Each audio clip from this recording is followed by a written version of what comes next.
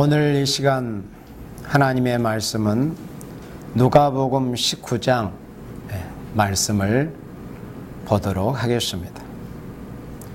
누가복음 19장 1절로 2절 말씀을 우리 다 같이 합독에 올리겠습니다. 예수께서 여리고로 들어가시더라. 삭개오라 이름한 자가 있으니 세리 등이 또한 부자라. 아멘. 예수님께서 2000여 년 전에 이 땅에 오셨었습니다. 하나님께서 옛날의 시대에 하나님의 종 선지자들을 통해서 하나님의 아들 우리 예수님, 하나님의 아드님을 이 땅에 보내셔서 우리와 같은 더러운 죄인들을 구원케 하신다는 그 말씀을 선지자들에게 예언하신 말씀대로 하나님의 정하신 때가 참에 약속의 말씀대로 우리 예수님이 이 땅에 오셨었습니다. 그래서 예수님은 하나님의 아드님이시고 또 성자 하나님이시고 말씀 하나님이신데 하늘 영광을 버리시고 낮고 천한 곳에 사람의 모습으로 아기 예수님의 모습으로 이 땅에 오셨습니다. 예수님은 태어나실 때부터 겸손한 모습으로 태어나셨습니다. 겸손한 모습으로 가장 낮은 자리로 예수님이 오셨었습니다. 마구간에서 예수님이 태어나셨습니다. 그것은 성자 예수님께서는 출생하실 때부터 이렇게 겸손하시다는 것을 보여주셨습니다. 예수님께서 겸손하신 분이기에 우리처럼 많은 허물이 있고 또 예수님을 만나기 전에 많은 죄를 범했고 많은 부족이 있는 인생들이라 할지라도 예수님께서 겸손하신 분이시기 때문에 우리가 예수님 앞으로 나아갈 수 있습니다. 예수님이 우리에게 찾아오셨기 때문에, 겸손하시기 때문에. 그래서 여기 누가복음 19장에서는 이제 예수님이 이 땅에 2000년에 오셨을 당시에 삭개오라는 사람의 기록이 여기 누가복음 19장에 기록이 되어 있습니다. 예수님께서 여리고로 들어 지나가시더라. 예수님께서 유년 시절을 나사렛 동네에서 자라셔서 나이 30살쯤 되실 때까지 예수님은 목수일을 하시면서 하나님 아버지의 정하신 때가 되기를 기다리셨습니다. 그래서 드디어 하나님께서 메시아로 보내신 아들 예수 그리스도를 이 세상에 나타내셔서 하나님의 구원의 큰 은혜의 문이 이제 열려지는 그런 이제 때가 된 것입니다. 그래서 하나님께서 세례 요한을 먼저 앞서 보내셔서 회개의 세례를 전파하게 하셨습니다. 그리고 세례 요한의 증거에 의해서 보라 세상 죄를 지고 하는 하나님의 어린 양이로다 하신 그 역사적인 선포가 있음으로 해서 예수님께서 메시아인 것이 세례 요한을 통해서 증거가 되었습니다. 그때로부터 예수님께서는 대략 3년의 공생의 기간을 사십니다. 그래서 그때 하신 말씀, 행하신 기적, 이적, 기사, 표적들이 사복음서에 기록이 된 것입니다. 그런데 오늘 보게 될 이 누가복음 19장 말씀도 그때 당시 예수님이 이 땅에 오셨을 때 예수님께서 여리고라는 지방을 들어 지나가시더라. 그래서 여리고로 들어 지나가시더라. 여리고는 출애굽 당시에 이스라엘 백성들이 출애굽 당시에 요단강을 바로 건너자마자 마주하게 되는 성이 바로 여리고 성이었습니다.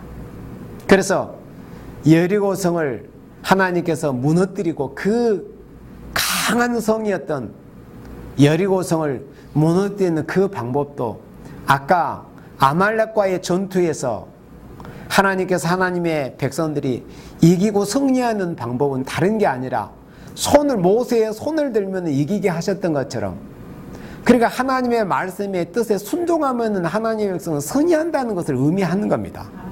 그런데 여리고성, 그 난공불락의 성과 같은 여리고성을 무너뜨리고 그 성을 이제 함락시키고 바로 그 지경 약속의 땅을 하나님의 백성 이스라엘이 차지하게 되는 그 방법도 다른 게 아니었어요.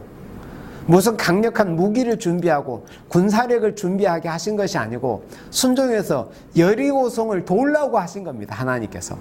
예. 그러니까 실제로 여리고성을 도우니까 여리고성이 정말 거짓말처럼 무너졌습니다. 바로 그곳이 여리고입니다. 예. 그래서 예수님께서 여리고로 들어 지나가시더라. 이제 지나가시는데 삭개오라 이름하는 자가 있으니, 이 삭개오는 여리고에 사는 세리장이었습니다. 자, 삭개오라 이름하는 자가 있으니 세리장이요. 그래 요즘 같으면은 세무서장쯤 된다고 할 것입니다. 세리장이니까 일반 세리도 아니고, 일반 세리는 세무원입니다. 세리장입니다. 예. 뭐 세무서장쯤 되는 이런 분이었는데, 삭개오라 이름하는 자가 있는데 세리장이요. 그러니까는 요즘으로 하면은 참 지체 높으신 양반입니다. 세무서장쯤 되면은 하여튼 뒤에 장자가 붙으면은 좀 높은 지위잖아요.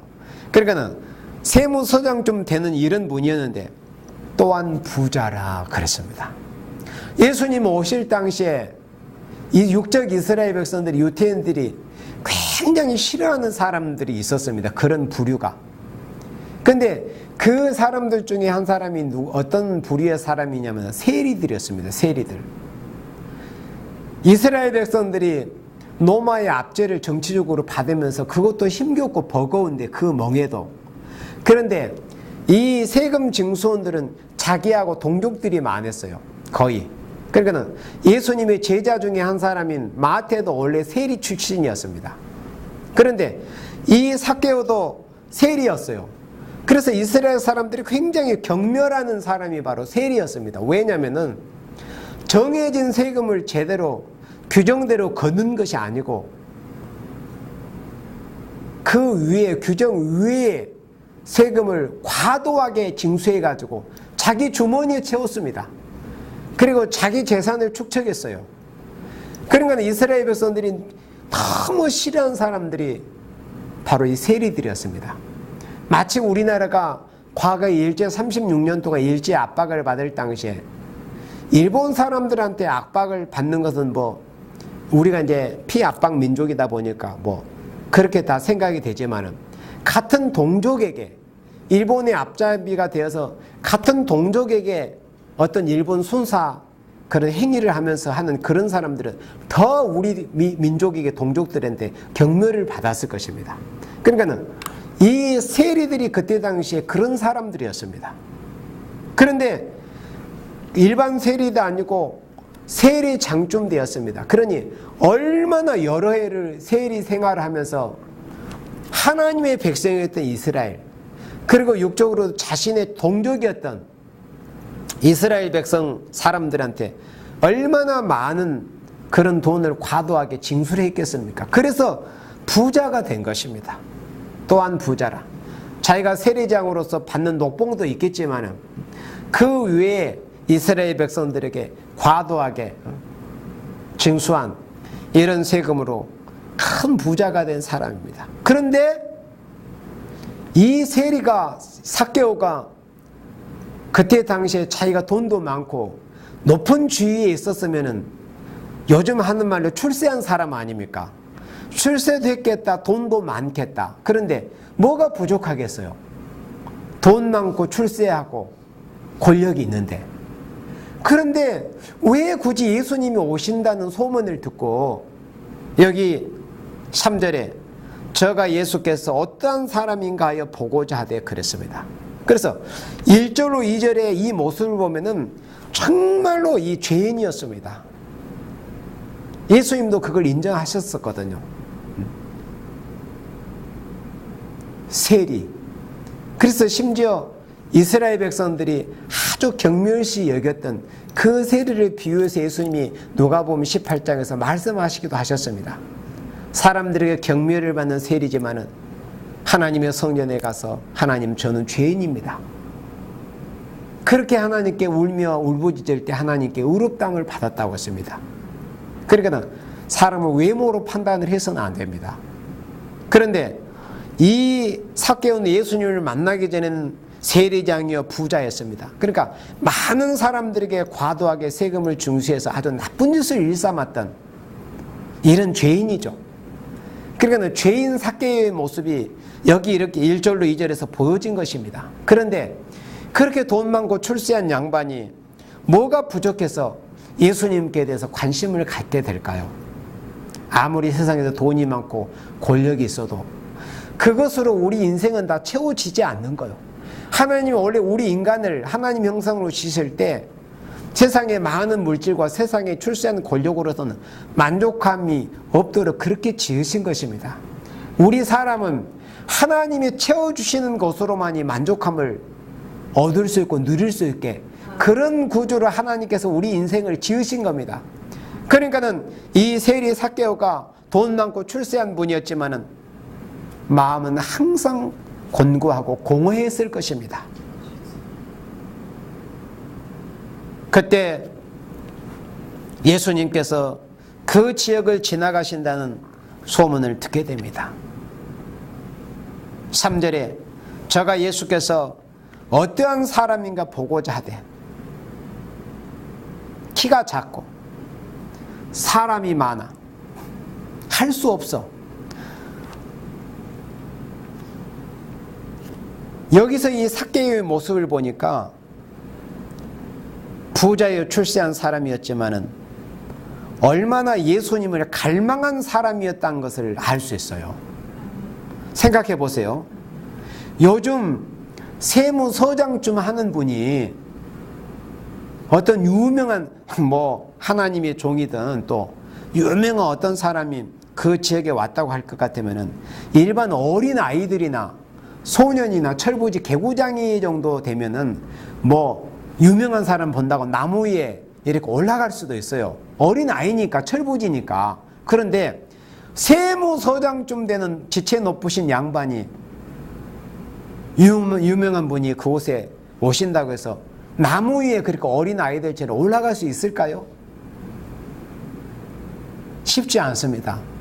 아마 거의 그렇지 못할 겁니다. 그런데 이 죄인이었던 이 삭개오는 예수님이 오신다는 소문을 듣고 그 앞을 지나가시는데 예수님이 너무 궁금했어요. 그러니까 그만큼 사모하는 마음을 가지고 있었던 거죠.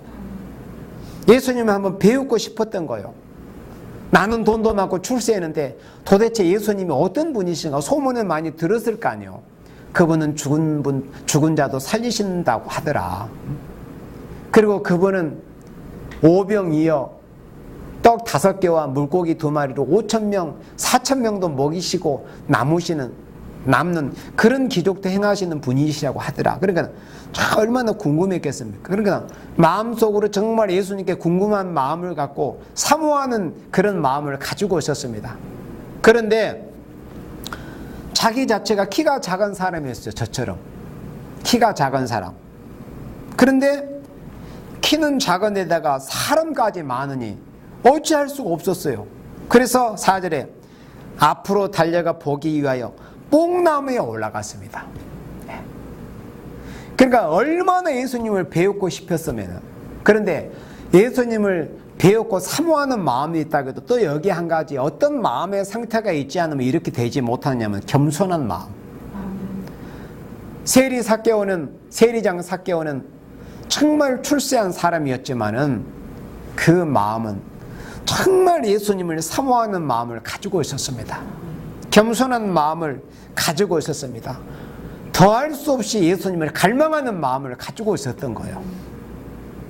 그래서 높은 지체에도 염치, 체면, 사람들의 어떤 안면 이런 것을 다 제끼고 염치와 체면을 불구하고 세무서장 되신 분이 뽕나무 위에 이렇게 올라간 겁니다. 어린 아이처럼.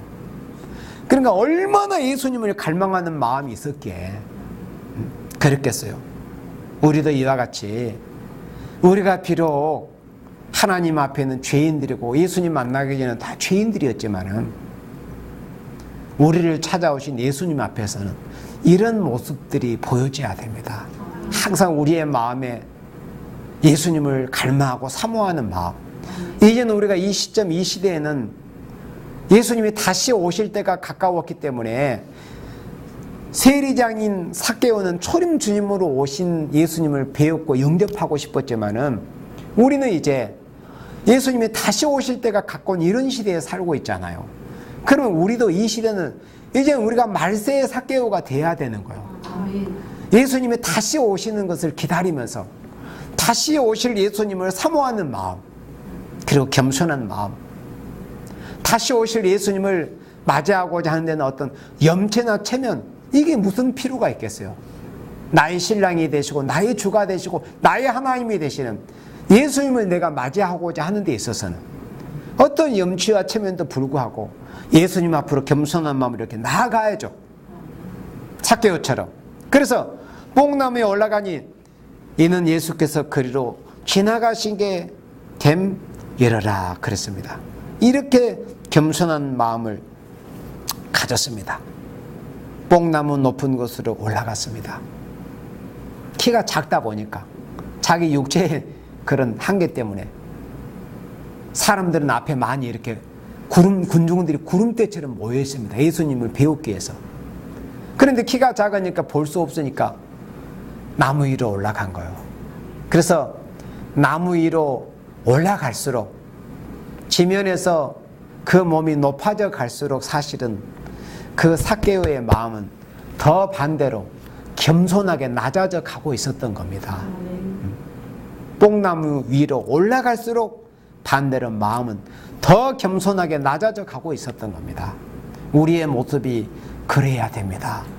우리가 어떤 위치에서 살든지 어떤 환경에서 살든지 우리의 마음은 세상의 지체가 더 높아져 갈수록 세상에서도 출세할수록 더 돈을 많이 벌수록 정말 우리는 이 삭개오처럼 마음이 더 겸손해져 가야 되고 더 낮은 곳을 향해서 우리가 가야 됩니다.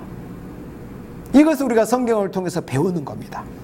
그리고 5절에 예수께서 그곳에 이르사 우러러 보시고 이르시되, 예수님을 우러러 보게 한 사람이 바로 삭개오였습니다. 우리 인생의 예수님을 우러러 봐야 되잖아요. 하늘 높은 곳에 계신 예수님. 우리 인생들이 죄인된 인생들이 예수님을 우러러 봐야 되는데, 아니 도대체 어찌된 사람인지 어찌된 이인지 예수님을 우러러 보게 했던 사람이 바로 삭개오였습니다. 이렇게 사람이 겸손하게 되면 이렇게 된다는 거예요. 예수님이 우러러 보셨다는 거예요. 예수님이 고개를 들어서 우러러 보셨어요. 저가 도대체 누구이기에 저렇게 염치와 체면에 불구하고 나이도 적지 않게 보이는데, 연만한 그런 사람으로 보이는데 어찌하여 나무에까지 올라갔단 말인가? 물론 예수님은 다 알고 계시다. 이름을 불러주시잖아요. 이름을 불러주시잖아요. 자, 5절에 예수께서 그곳에 이르다 우러러 보시고 이르시되, 삭개오야! 예수님은 삭개오에게는, 제가 아까 우리 현 집사님에게 성함을 저는 모르니까 물어봤지만 예수님은 물어보실 필요가 없잖아요. 삭개오야! 이름을 다 알고 계셨어요. 예수님은 우리의 모든 것을 알고 계시고, 또 누가복음 12장에서 보면 하나님 우리의 머리털까지 세고 계신다고 했습니다. 우리의 심령폐부까지 다 예수님은, 하나님은 알고 계셔요. 심령폐부를 들여다보고 계십니다. 에레미야 17장에 보면은 우리의 심령폐부를 다 알고 계신다고 그랬어요. 그래서 삭개오야, 속히 내려오라. 내가 오늘 내 집에 유하여야 하겠다 하시니, 그토록 예수님을 갈망했던 삭개오는 염치 체면 불구하고 겸손한 마음으로 예수님을 배웠고자 했기 때문에 예수님께 응답을 받게 된 거예요. 그래, 우리도 마찬가지입니다. 예수님을 만나기를 원하고 예수님께 은혜 받기를 원하는 사람은 자기가 어떤 위치에 있든지 염치 체면 불구하고 겸손한 마음으로 예수님께 나아가는 거요. 그러면 예수님께 그 간절한 마음, 사모하는 마음, 겸손한 마음으로 예수님께 구하고 엎드리면 예수님께로부터 이렇게 응답을 받게 된다는 것을 이렇게 보여주는 모습입니다. 삭개오야 속히 내려오라. 예수님이 이름을 불러주시잖아요. 우리 예수 믿는 사람은 모든 사람들이 다 그렇지는 않지만은 간간히 이렇게 간증을 들어보면은 예수님 만나서 예수님이 자신의 이름을 불러주셨다는 그런 간증을 들어보는 그런 경우도 있습니다. 아무개야. 그러면은 얼마나 힘이 됩니까? 얼마나 감격하고 얼마나 감사합니까? 나 같은 죄인이 무엇인데, 만물에 찢기만도 못한 내가 무엇이간데 천지의 대주제이시고 창조주이신 예수님께서 나의 이름을 불러주십니까? 세상에서 임금님이 자기의 이름을 불러준다면 그것도 얼마나 가문의 영광이고 대대의 족보의 기록이 될 그런 일이 아닙니까? 그런데 창조주이신 예수님께서 이름을 불러주신다. 얼마나 영광스러운 일입니까? 여러분들, 이사야 43장에 보면 있잖아요. 말세에 쓰실 사명자들은 지명하여 불렀나니. 은혜야, 와무개야, 누구야, 승은아, 이렇게 지명하여 부르신다고 그랬습니다. 이름을 불러서 지명해서 들어쓰신다는 것을 이사야 43장에서 말씀했습니다. 그것이 말세의 사명자의 특권입니다. 이렇게 응답을 받았습니다. 6절에 5절에 내가 오늘 내 집에 유하여야 하겠다 하시니, 아니 예수님께서 자신의 집에 들어가시겠다는 거, 내 집에 왕림하시겠다는 거, 예수님께서 얼마나 영광스러운 일입니까? 뭐 예를 들어서 부산 시장님이 우리 교회 집에 오신다고 하면 사람들이 다 막 어깨가 이렇게 힘이 들어가고 할 것 아닙니까? 그런데 예수님이 자신의 집에 들어오시겠다. 얼마나 축복받은, 얼마나 감사하고 얼마나 영광스러운 일입니까? 이렇게 사모하는 마음, 겸손한 마음을 가지고서 예수님이 우리 가정에 들어와 주십니다. 나의 가정에 찾아와 주신다는 거예요. 예수님께서 6절에 급히 내려와 즐거워하며, 보세요, 삭개오는 예수님에게 이름을 부르심을 받았습니다. 지명을 받았어요. 그러니까 삭개오가 얼마나 그렇게 기쁘고 즐거운 마냥 어린아이처럼, 여기 보세요, 6절에 급히 내려왔습니다. 급히. 아마 온순이가 뭐 나무 위로 오르고 내리는 것이 아마 그런 속도로 내려왔을 거예요. 너무나 기쁘니까. 이게 꿈인가 생신가. 예수님이 나의 이름을 불러주신 데다가 거기다가 내 가정까지 방문해 주시겠다고 하니 얼마나 감사합니까? 그래서 급히 내려와 즐거워하며 영접했습니다. 예수님을 영접한 이 삭개오의 모습을 볼 수 있습니다. 영접하는 삭개오의 이 모습. 7절에 못 사람이 보고 수군거으로 가로되 저가 죄인의 집에 유하러 들어갔도다. 그러니까 그때 당시에 유대인들은, 이스라엘 백성들은, 세리들은 아주 진절머리 나는 이런 사람들을 생각을 하고 있었습니다. 너무나 동족의 피를 빨고 있었던 이런 존재들이었기 때문에. 그래서 수군거렸어요. 아니, 뭐 하나님의 아들이라고 하던데, 뭐 그리스도라고 하던데 기껏해야 죄인의 집에 들어가신, 이상하다. 그래서 막 사람들이 수군수군거렸습니다. 못 사람이 보고 수군거려 가로되 저가 죄인의 집에 유하러 들어갔다고. 죄인은 삭개오였습니다. 8절에 삭개오가 서서 주께 여짜오되 주여 보시옵소서, 내 소유의 절반을 가난한 자들에게 주겠사오며 만일 네 것을 토색한 일이 있으면 4배나 갚겠나이다. 그랬습니다. 사모했던 삭개오는 예수님을 영접했습니다. 그리고 이제 이 모습에서 예수님을 영접한 사람의 모습, 예수님을 영접하고 회개한 사람의 모습이 어떤 모습인가 하는 것을 여기서 이렇게 분명히 보여집니다. 회개란 무엇인가? 예수님, 저는 죄인이었습니다. 죄가 죄인이었었습니다. 그걸 알지 못했습니다. 죄가 죄인이었군요. 그렇게 마음으로 이제 자기가 죄인임을 느끼고, 그리고 세례 요한의 증거처럼 회개에 합당한 열매를 맺게 됨으로 해서 회개가 완성이 되는 것입니다.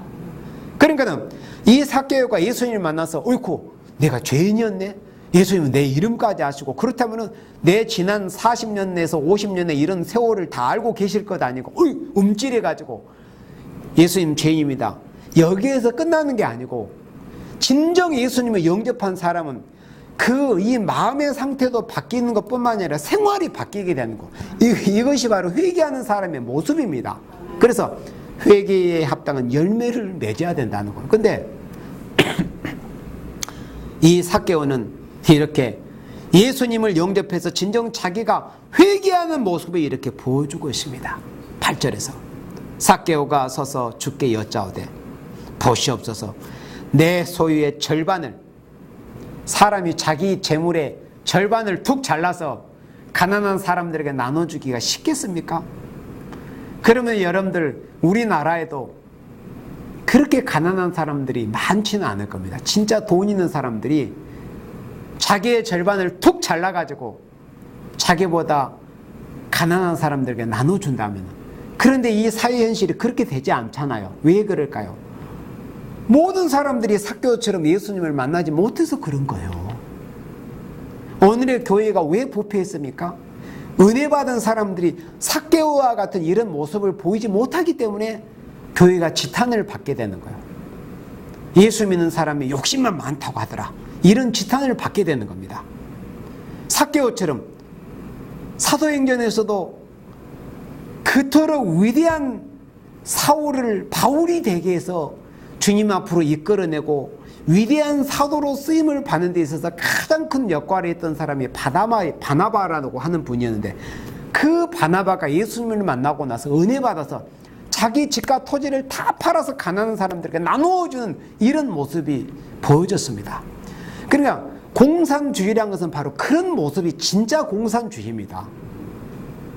남의 것 빼앗아가지고 낙과 망치로 남의 것을 폭력으로 빼앗아가지고 다 자기는 게으르게 일하기 싫어가지고 나눠 먹자, 이게 공산주의가 아니에요. 그것은 말뿐인 붉은 공산주의, 마귀의 세력 공산주의고, 진짜 성경에서 말씀하는 기독교적인 공산주의란 것은 뭐냐면, 삭개오처럼 내가 예수님 만나기 전에는 나름대로 열심히 일도 하고 또 남의 것도 등을 치기도 하고 뭐 강탈하기도 하고 이렇게 했지만, 예수님을 만나고 보니까 내가 잘못했다는 것을 깨닫고, 내가 그렇게 부정한 방법으로 모은 것을 다 다시 환원하고, 또 내가 정직하게 본 것이라 할지라도 내가 많이 가지고 있다면 나보다 약하고 가난한 사람들에게 나눠주겠다, 이런 모습이 진짜 예수님을 만난 사람들의 모습이고, 이것이 진정한 성경적인 공산주의의 모습입니다. 결국 이렇게 돼야 되는데, 예수 믿는 사람들이 은혜는 받았다고 하면서 자기 욕심을 채고 가난한 사람들을 돌보지 않다 보니까 교회는 부패하고 세상은 이렇게 부패하고 기독교가 경멸을 당하고 주의 종들이, 성도들이 손가락질을 받는 이런 세상이 된 것입니다. 여러분들, 이 말씀을 통해서 우리가 우리 물론 세일교회들은 잘하고 있어요. 우리 성도님들은. 그렇지만은 이 오늘의 교회들의 모습은 사실은 그렇지 않습니다. 삭개오의 모습을 보여줘야 됩니다. 이것이 진정한 회개하는 모습이라는 겁니다. 내 소유의 절반을 가난한 자들에게 주겠어 하며 만일 네 것을 토색한 일이 있으면 4배나 갚겠나이다. 이것이 진정한 회개의 모습이라니까요. 율법에서는 남의 것을 도둑질하고 이러면 4배를 변상하라고 율법에 말씀했습니다. 그러니까 하나님 앞에서 진정한 회개라는 것은 말씀대로 준행하는 것이 진정한 회개입니다. 이런 모습이 진정으로 예수님을 영접하는 사람들에게는 보여져야 되는 거. 그래야 그 사람이 진정 성경에서 말씀하는 그리스도인이라 이렇게 인정함을 받고 칭함을 받을 수 있는 것입니다. 9절에 예수께서 이르시되 오늘 구원이 이 집에 이르렀으니 이 사람도 아브라함의 자손임이로다. 삭개오와 그 가정에 구원을 선포하셨습니다. 저는 이 말씀을 볼 때마다 있잖아요. 제가 처음에 예수님을 영접할 때 저는 이제 성령의 뜨거운 불도 체험하고 뭐 방언도 체험하고 은사도 여러 가지 체험을 했지만은, 그런데 이제 그런 일이 있고 얼마 있지 않아서 제가 이렇게 이제 어느 뭐 소판가 어디에 이제 누워 있었는데 하나님께서 이 말씀을 주시더라고요. 그래서 누가복음 19장 말씀을 이제 주셔가지고, 저는 그때 당시 예수님을 영접한 지 얼마 되지 않아가지고 사실은 누가복음 19장에 무슨 말씀이 있는지 몰랐어요. 몰랐는데 누가복음 19장 그거 마음에 그런 감동을 주셔요. 그래서 성경을 펼쳐봤어요. 그런데 누가복음 19장에 보니까 삭개오가 나오는 거예요. 근데 키가 작다고 해요. 그러니까는 그때 제가 이제 깨달은 거예요. 아, 나처럼 키가 작은 이 삭개오가 구원받은 모습을 이렇게 예수님이 보게 하셔가지고 내가 예수님을 통해서 구원받았다는 것을 그 확신을 주시기 위해서 이 말씀을 주셨더라고요. 그래서 제가 이 말씀 누가복음 19장을 읽고 나서 이제 마음에 감동이 와서 읽어보니까는 키가 작은 삭개오에 이런 말씀이 나와요. 그래서 제가 그때 무릎을 꿇어서 아, 예수님이 진정 저를 구원해 주셨군요. 너무 감사했어요. 그래서 저는 누가복음 19장 이 말씀을 통해서 말씀으로 구원을 확신했습니다. 그 전에 이제 어떤 저는 지식이 없는 상태에서 성령의 어떤 불도 체험하고 했었지만은 말씀을 통해서는 이 누가복음 19장을 통해서 나같이 부족한 죄인도 키 작은 사람도 예수님이 구원을 해 주셨구나 하는 것을 이제 구원을 확신하게 되었습니다. 이거는 제가 이제 사사로는 어떤 개인적인 감정입니다만은, 그래서 예수님께서 이와 같이 이 삭개오의 가정에 구원을 선포하셨습니다. 9절에 예수께서 이르시되 오늘 구원이 이 집에 이르렀으니 이 사람도 아브라함의 자손임이로다. 삭개오는 사실에 있잖아요. 예수님을 영접하기 전에 육적으로는 아브라함의 혈통이었어요. 유대인으로서. 근데 새삼스럽게 예수님이 아브라함의 자손이라고 말씀을 하신 거. 그러니까 그 전에는 피만 이어받은 육신적인 혈통의 아브라함의 자손이었던 것 뿐이지 사실은 구원과는 상관이 없었습니다. 우리가 혈통으로 구원받는 게 아니에요. 내 부모 조상이 예수 잘 믿었다고 해서 내가 구원받는 게 아닙니다. 우리 자신이 예수님을 만나야 되는 거예요. 그래야만이 진정 아브라함의 자손이 되고 하나님의 자녀가 되고 예수님의 종이 되고 자녀가 되는 것입니다. 그래서 오늘 이 말씀을 통해서 우리가 본 바와 같이 우리도 삭개오와 같이 우리가 비록 과거에 어떠했는가 이게 중요하지 않습니다. 어떤 죄인이었든지 예수님을 사모하는 마음을 가지고 겸손히 예수님 앞에 엎드리고 잘 때, 예수님을 영접하고자 하는 이런 간절한 마음이 있을 때 예수님이 응답해 주신 것입니다. 그리고 나에게 우리 가정에 찾아오셔가지고 구원의 은혜를 주시는 것입니다. 우리 가정을 구원해 주시는 거예요. 예수님께서. 네. 또 그리고 축복해 주시는 것입니다. 이러한 은혜가 아직도 예수님을 영접하지 못한 생명들과 또 가정들이 있다면 이런 주님의 은혜가 그러한 생명들과 그러한 가정들에게 임하시기를 주님의 이름으로 축복합니다. 아멘.